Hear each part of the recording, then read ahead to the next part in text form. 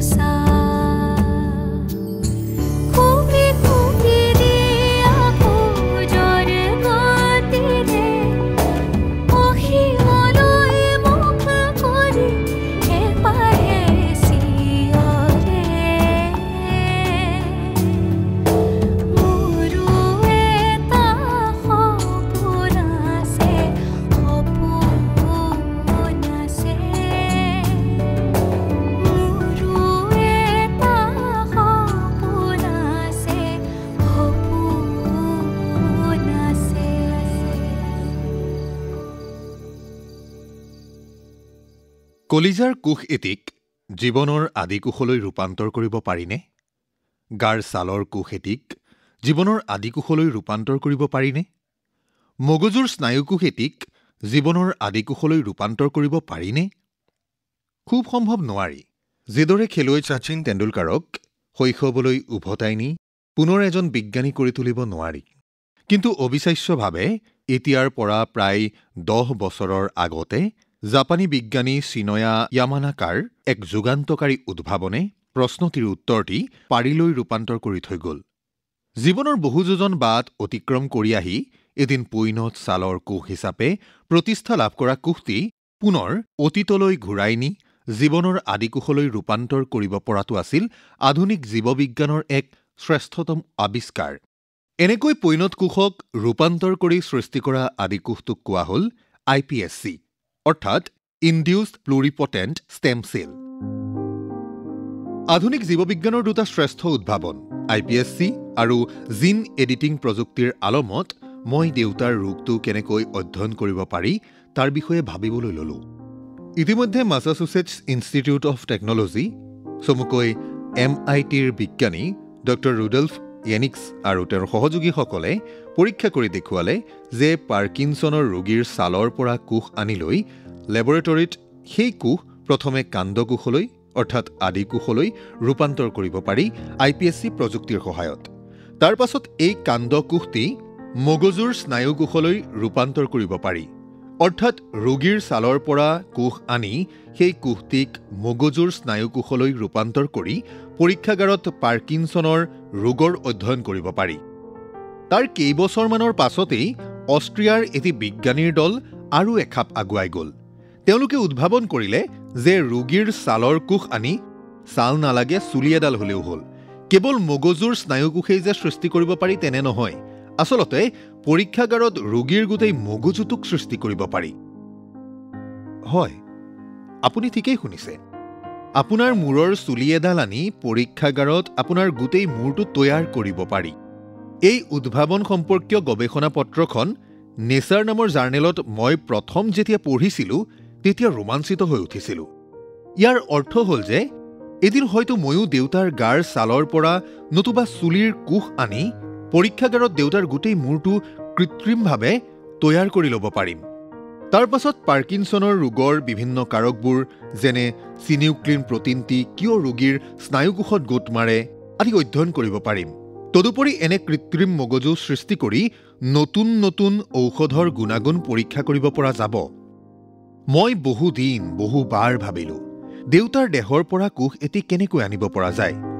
যেনে তেনে কোষ এটি জীৱিত অৱস্থাত সংৰক্ষণ কৰি থ'ব পাৰিলে ভৱিষ্যতে মই ৰোগটিৰ বিষয়ে পুংখানুপুংখভাৱে অধ্যয়ন কৰিব পাৰিম।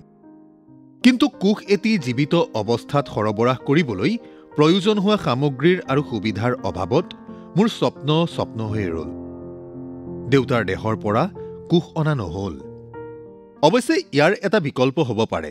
মোৰ নিজৰ দেহৰ কোষ এটিকে আহৰণ কৰি ভৱিষ্যতে জিন এডিটিং আৰু IPSC প্ৰযুক্তিৰ সহায়ত কোষটি পাৰ্কিনছনৰ ৰোগ বিশিষ্ট স্নায়ুকোষলৈ ৰূপান্তৰ কৰিব পৰা যাব আৰু সম্ভৱ হ'লে পাৰ্কিনছনৰ ৰোগ বহন কৰা মগজুলৈও।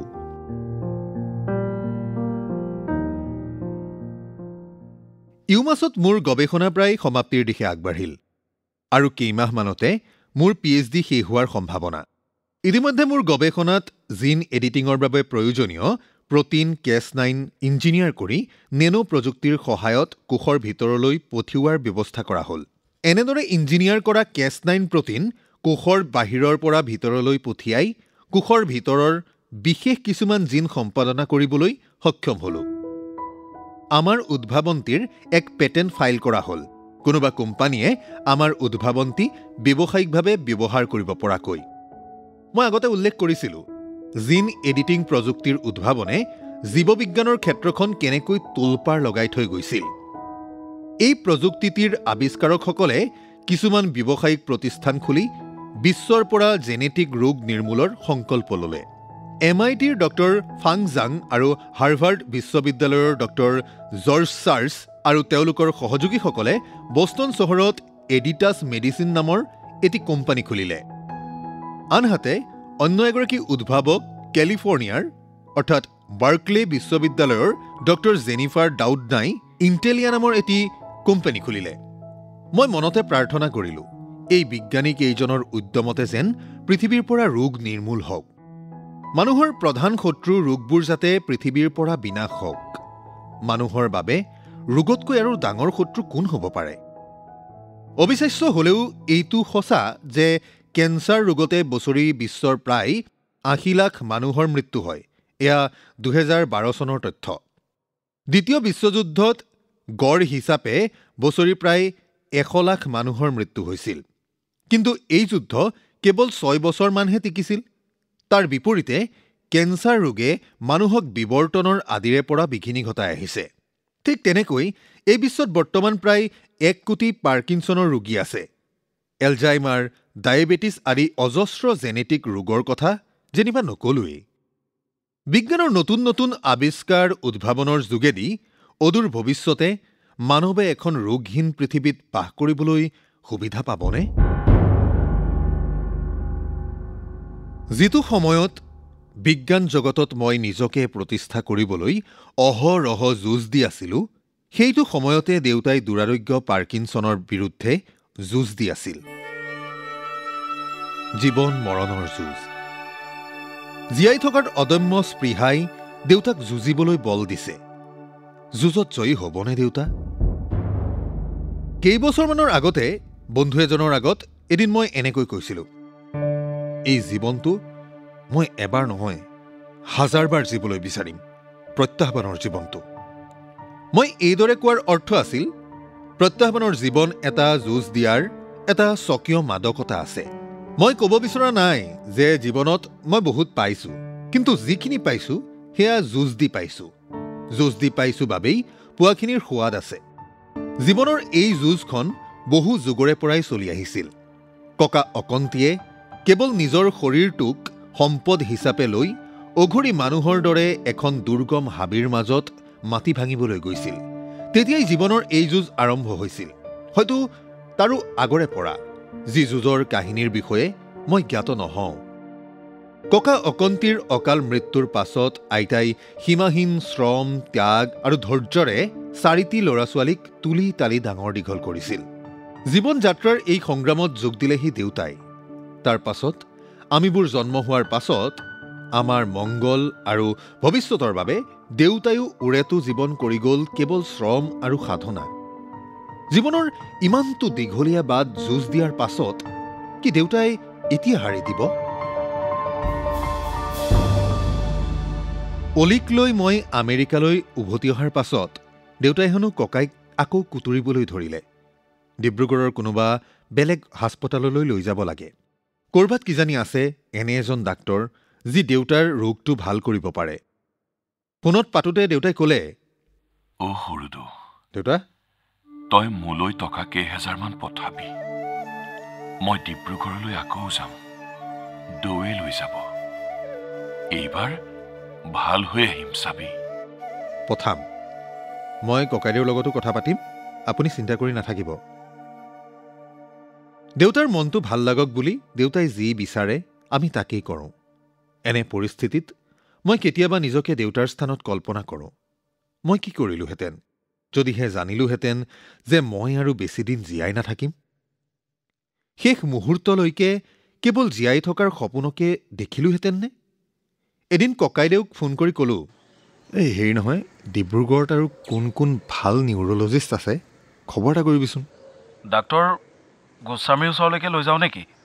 লৈ যা, যিমান পাৰি সোনকালে। ককাইদেৱে দেউতাক ডিব্ৰুগড়লৈ লৈ গ'ল। ডাক্তৰ গোস্বামীয়ে দেউতাক অভয় দিলে। আপুনি চিন্তা নকৰিব, মই টেবলেট দিম, খালে আপোনাৰ অসুখ ঠিক হৈ যাব। দেউতাৰ মনোবল বাঢ়িল, ঘৰত সকলোৰে মনোবল বাঢ়িল। ডাক্তৰে কৈছে যেতিয়া ভাল হ'ব। এই আশাব্যঞ্জক বাণীত মোৰো মন ফৰকাল হৈ উঠিল। হয়তো ক'ৰবাত আছে পাৰ্কিনছনক বশ কৰিব পৰা ঔষধ, যাৰ বিষয়ে মই জ্ঞাত নহয়। ডাক্তৰে দিয়া হাই পাৱাৰৰ লেভডপা পিলবোৰ দেউতাই সেৱন কৰি গ'ল গভীৰ প্ৰত্যাশাৰে, জীয়াই থকাৰ শেষ আলম হিচাপে। দেউতাই হেনো পুৱা শুই উঠিয়েই টেবলেট খাবলৈ বিচাৰে। মায়ে কয়, ৰ'বচোন, ডাক্তৰে ভাত খোৱাৰ 1 ঘণ্টাৰ আগত বা পাছত খাবলৈ কৈছে। তহঁতে ক'লেই হ'বনে? একো নাজানো। দেউতা অধৈৰ্য হৈ উঠে। দেউতাই বিচাৰে যিমান পাৰি সোনকালে এই ব্যাধিটো শৰীৰৰ পৰা খেদি পঠাব লাগে। সময় হ'লে দেউতাক টেবলেট খাবলৈ গৰম পানী অকণমান যোগাৰ কৰি দিয়ে মায়ে। মায়ে টেবলেটটো খুৱাই দিয়ে দেউতাক। টেবলেট খোৱাৰ দিনৰে পৰা ঘৰৰ সকলোৱে ব্যগ্ৰতাৰে ৰৈ থাকে দেউতাৰ হাতৰ কঁপনিটো কমিছে নেকি চাবলৈ। ময়ো দৈনিক ফোন কৰিবলৈ ধৰিলোঁ। মাক সোধোঁ, কঁপনিটো কমিছেনে? দেউতাক সোধোঁ, ভাল পাইছেনে অলপ? টেবলেট খাবলৈ লোৱা কেইদিনমানৰ পাছতে শুনিলোঁ, হয়, দেউতাৰ হাতৰ কঁপনিটো কমিছে। সঁচাকৈ কমিছেনে? ৰাতিপুৱা চাহপানীৰ বাতিটো নিজে দাঙিব পৰা হৈছে। কি ক? চকীত বহি থাকিলে ভৰি স্থিৰ হৈ থকা হৈছে। তাৰমানে দেউতা সঁচাই ভাল হৈ উঠিছে? সঁচাই। আনে ক'ব নালাগে, দেউতাই নিজেই কয়। কঁপনিটো কমিছে যেন লাগিছে। ভাত বেছিকৈ খাব পৰা হৈছো। গাত বলো বাঢ়িছে। ডাক্তৰে সময়মতে টেবলেট খাবলৈ কৈছে। দেউতাই খাবলৈ নেপাহৰে যেন মই সতৰ্ক কৰি দিওঁ। লাহে লাহে আমাৰ ঘৰৰ ওপৰৰ মেঘাচ্ছন্ন আকাশখন যেন মুকলি হ'বলৈ ধৰিলে। সকলোৰে মন প্ৰফুল্লিত হৈ উঠিল। মৃত্যুৰ গৰাহৰ তিনি কাষ চাপিও জীৱন পথলৈ উভতি আহিব খোজা দেউতাই কি ভাবিছিল নাজানো। কিন্তু মোৰ মনত ভাৱ হ'বলৈ ধৰিলে যেন দেউতাই ভাবিছিল, গাঁৱৰ সন্মুখৰ বিস্তীৰ্ণ পথাৰখন আকৌ চকু ভৰাই চাবলৈ পাম, তাত খেতি কৰিবলৈ পাম, ল'ৰা ছোৱালীবোৰ বিয়া বাৰু হ'লে নাতি নাতিনি দেখিবলৈ পাম, গাঁৱৰ বুঢ়া মেথাৰ সৈতে একেলগে বহি সবাহ খাবলৈ পাম। জীৱনত যে কিমান হেঁপাহ, কোনে জানে। হয়তো সেই সময়ত দেউতাৰ বেলেগ সপোন নায়েই, আছিল কেৱল জীয়াই থকাৰ সেই দুৰ্বাৰ সপোনটো।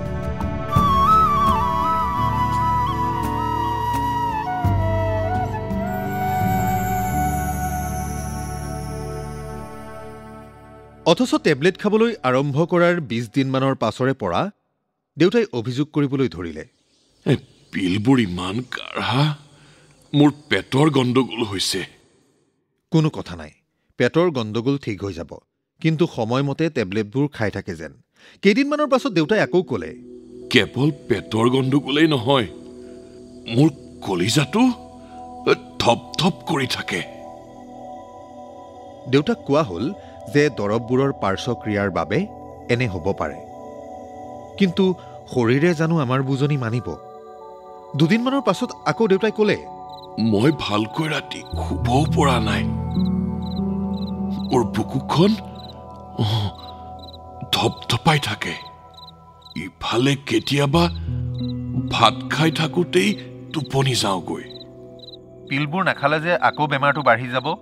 জানো, এই পিলবোৰে বেমাৰ কমাইছে বুলি মোৰ মনে ধৰা নাই, বঢ়াইছেহে যেন পাওঁ।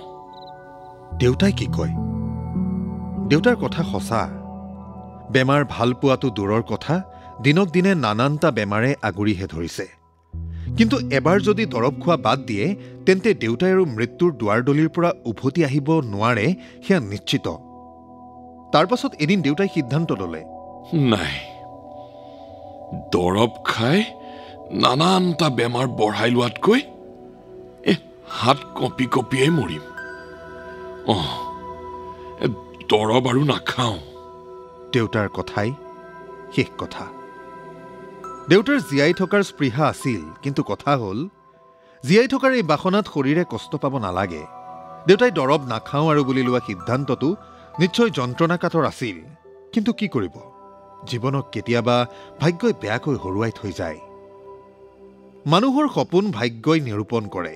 ভাগ্যই দেউতাৰ জীয়াই থকাৰ সপোনটোক কাঢ়ি লৈ গ'ল। এতিয়া আৰু কি কৰিব? কেৱল মৃত্যুলৈ বাট চাই থাকিব। সপোন শেষ।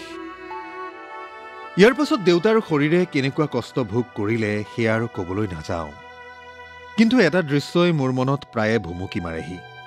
সেই দৃশ্যটোকে কওঁ।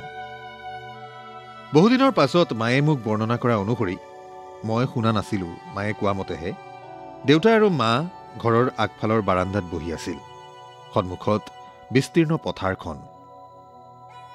মায়ে দেউতাক ক'লে, মই অহাৰ পৰাই দেখি আহিছোঁ, বুঢ়াটোৱে এই পথাৰখনতে গোটেই জীৱনটো খেতি কৰিলে। পথাৰখন অকণো পৰিৱৰ্তন নহ'ল, মানুহটোহে বুঢ়া হৈ মৰিব হ'ল। মৰিবৰ হোৱা নাছিল, ভাগ্যইহে মাৰি নিবলৈ ওলাইছে। চকুৰ পচাৰতে জীৱনটো গ'লগৈ। দেউতাই কোনো উত্তৰ নিদিলে। অলপ পাছত দেউতাই ক'লে, মোক দায়দোষ নধৰিবি। গাভৰু কালত তোক বহুত শাস্তি দিলোঁ।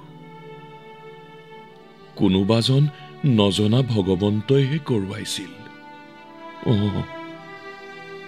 নিজে জানি শুনি কৰা নাছিলোঁ। মায়ে কি উত্তৰ দিছিল নাজানো। হয়তো দেউতাই নেদেখাকৈ নীৰৱে চাদৰৰ আঁচলেৰে চকু মচিছিল।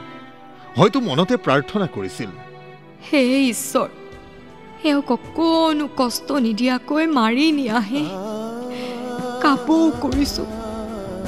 দেউতাৰ এই কথাষাৰে মোৰ মনত দকৈ সাঁচ বহুৱাই থৈ গ'ল।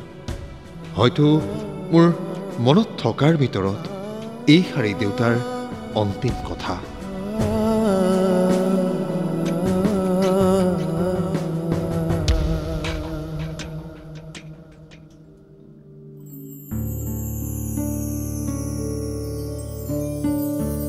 কথাশিল্প অনুষ্ঠানটিত শ্ৰোতাসকলে ডক্টৰ ৰুবুল মাউতৰ মোৰো এটা সপোন আছে গ্ৰন্থখনিৰ ধাৰাবাহিক পাঠৰ ৪বিংশ খণ্ডটি শুনিলে। পাঠ আৰু ৰুবুল মাউতৰ চৰিত্ৰত ঝুনা কংকন ভূঞা, আন আন চৰিত্ৰত অভিনয় কৰিলে দেউতা ইন্দ্ৰজিৎ দাস, মা ৰুজি মুদৈ, ককাই ভাস্কৰ শইকীয়া আৰু ডাক্তৰ গোস্বামী দুৰ্লভ কাঠাৰ। শীৰ্ষগীতৰ কথা ইউৰেকা কাকতিৰ, সুৰ বৰষ সাবৰাৰ, কণ্ঠ সুকন্যা কাশ্যপ মহন্তৰ, সংগীত মনদীপ আৰু মনমিত মহন্তৰ, বাঁহী জ্ঞানেন কাশ্যপ, প্ৰযোজনা ইন্দ্ৰজিৎ দাসৰ। মোৰো এটা সপোন আছে গ্ৰন্থখনিৰ ধাৰাবাহিক পাঠৰ পৰৱৰ্তী খণ্ডটি শুনিবলৈ পাব অহা সপ্তাহৰ এই একেটা বাৰৰ এই একেই সময়তে।